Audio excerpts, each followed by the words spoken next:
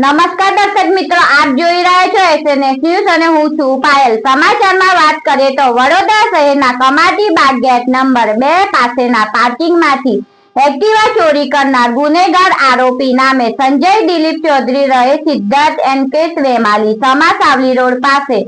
party plot પાસે મૂળ રહેવાસી મેઘા અલી આસના મહેસાણાને શોધી કાઢી ગુનાનો ભેદ ઉકેલતી વડોદરા શહેર ક્રાઇમ બ્રાન્ચ પોલીસ